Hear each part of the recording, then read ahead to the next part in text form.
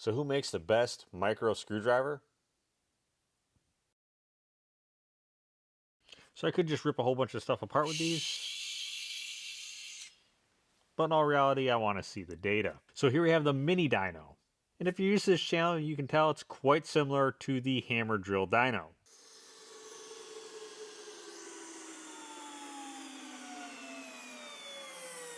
With an RPM and load sensor inside, feeding that data to this laptop, and the load is being applied by this magnetic particle brake, which is being controlled by a tension controller. So we can actually capture that dynamic torque. So first up here we have the Xcool.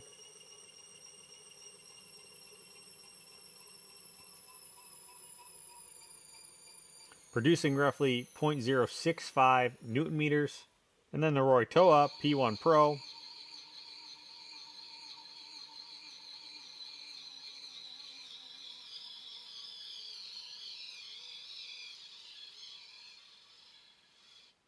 The Fanttik E1 Pro.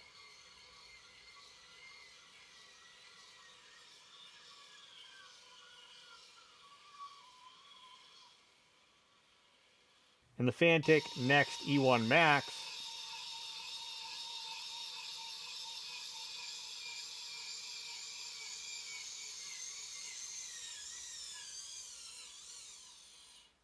And the Strebito.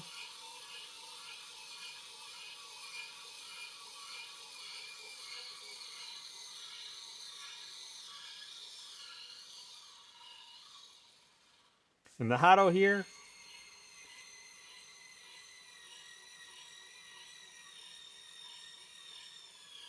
Coming out on top with 0.116 Newton meters. So when we look at all available modes, here's that test data. Now this is averages of 3 pulls apiece. Hard joint max torque. So breakaway torque, or if you're bumping an already tight fastener.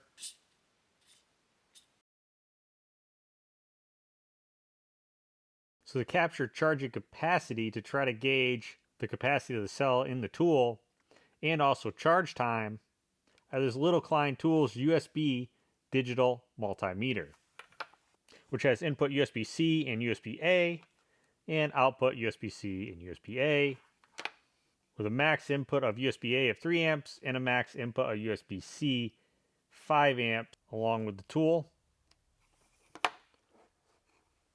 So to go ahead and power up, so you can see the volts, the amp draw, and the milliamp hours along with the charge time. So pretty cool little unit here. I'll leave the link below. Battery charging amps, yeah, clear winner here. And you'll notice the Strebito is left blank. That's because after I drew it down, I couldn't get it to recharge.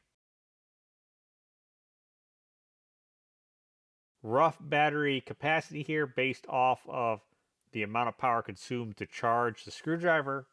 Again, just by the charging amps, clear winner here on top. So no surprise, coming in last is going to be the Strebito here. After testing, you probably noticed that I couldn't get it to charge, even though I fully charged the unit before running it down. Now it comes in this plastic case, has a spot here to charge the screwdriver through the case, comes with a USB-C to USB-A cable, push to eject. Good amount of short and long bits here. Tweezers, the actual screwdriver, demagnetize, magnetize. Comes with an additional demagnetize, magnetize, along with this little magnetic mat. On the back, we have an assortment of additional bits as well. Tool itself there, again, USB-C, forward, backwards. Does have 4 LEDs on the front, which of course it's dead, so I can't show you that. If I push the mode button twice, you can see it flash there for a second. Normally if you push that, it should give the battery indication, but here it just flashes. Now if I could get it to charge, you would hold that, and then you would select which mode you want to be in. There are 5 modes there. So double hit, battery indication, hold, then you can click to select the modes.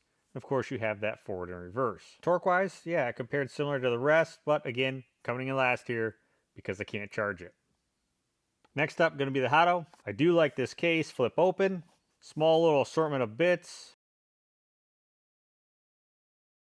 along with the screwdriver. You do have to remove the screwdriver from the case to charge it, and it is USB-C. Comes with that cable. But other than that, it's a pretty simple unit. You have forward, reverse, single mode, no LEDs on the front, getting that port on the back with a charging indicator LED. But overall, yeah, it's pretty basic. The Fanttik E1, push to eject the case.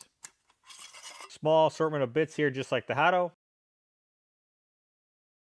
Have to remove the tool to charge it, and just like the others, it is USB-C with a charging indicator. And it comes with a USB-C to USB-A cable, forward reverse, 2 modes plus lock, no LEDs on the front. Gonna put the Xcool here in third place, push button to eject. Now you do have to charge this in the case, so the USB port is on the outside of the case with a charge indicator next to that eject button, and the power is transferred through these 2 little tabs there into the back of the screwdriver. Large assortment here of bits and drill bits with 2 different size collets with additional bits on the back side.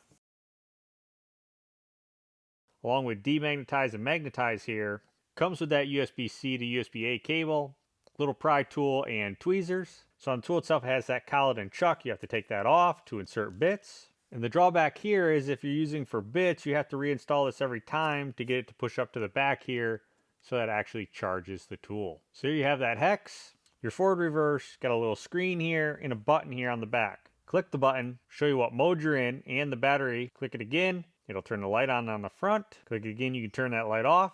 Now if you click and hold, you can see we have 5 modes and you can select between those modes. Once the mode is selected, indication that we're driving and which direction.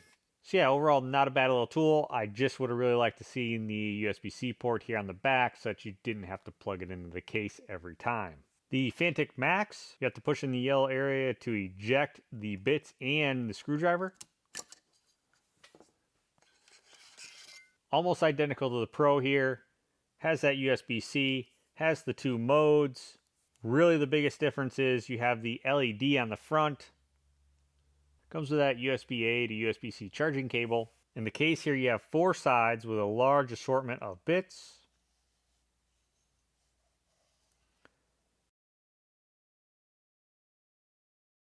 Along with a pry tool and a set of tweezers. Not a bad little kit. Roytoa P1 Pro Max has this magnetic aluminum case, so the cap here is magnetic. Then you can pull the insert out along with the tool from the center. So this has quite the assortment of bits here on this rotary,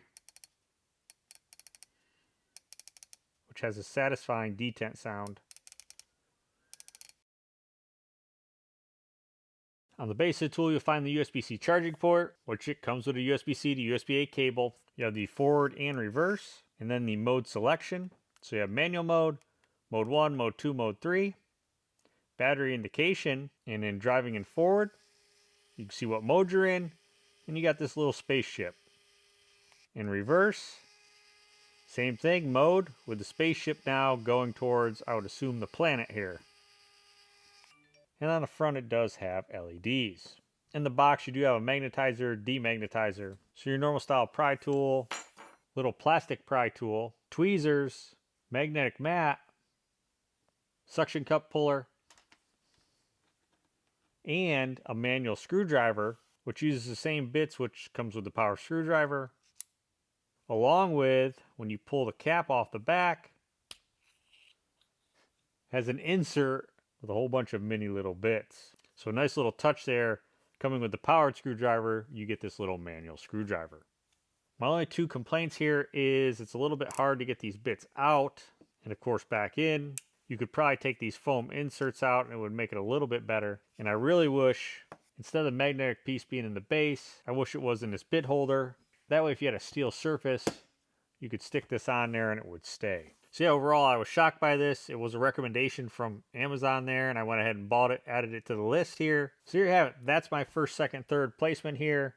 Again, really surprised by this one. Let us know in the comments below if you have any of these and how they've worked for you. Hopefully you found this video useful. Spec sheet will be at the end like normal, along with the links below. Thanks for watching and hopefully I catch you on the next one.